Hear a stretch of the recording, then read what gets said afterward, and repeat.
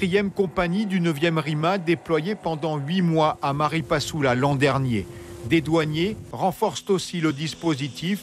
Plus de présence sur le terrain selon la préfecture. Plus de matériel saisi chez les garimperos, de 14 millions d'euros en 2017 à 26 millions l'an dernier, une hausse de 81%. Plus de 500 groupes électrogènes, 205 armes, 110 quads et 12 kilos d'or. Ils seront revendus pour renforcer les moyens harpies.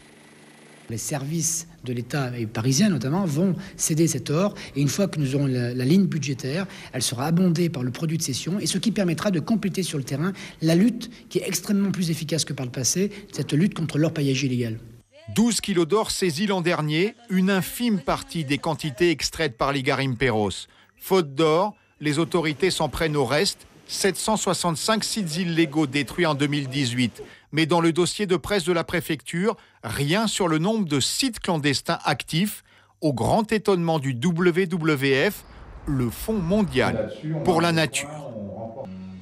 Bonne question. Pour mémoire, en juillet 2018, on était dans les 346 chantiers illégaux actifs pour l'ensemble du territoire de la Guyane. C'était énorme. C'était beaucoup moins qu'en 2017. Mais malgré tout, on souhaiterait savoir aujourd'hui, début 2019, où est-ce qu'on en est.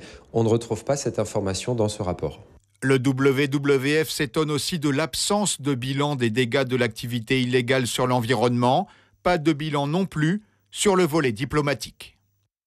En 2015, on avait eu des agents de l'armée brésilienne qui étaient venus appuyer l'armée française en Guyane pendant plus d'un mois. Le résultat, il avait été très clair, une chute très très nette du nombre de chantiers illégaux au sein de l'intérieur guyanais. Depuis 2015, on voit beaucoup moins de coopération régionale active, que ce soit avec le Brésil et encore moins avec le Suriname. Où est-ce qu'on en est sur ce volet diplomatique ? C'est vraiment pour nous une des principales questions que l'on souhaite poser très rapidement à l'ensemble des opérations harpies et notamment à Monsieur le Préfet. Selon la préfecture, une conférence de presse devrait revenir prochainement sur le sujet avec l'ensemble des acteurs engagés dans le dispositif harpie.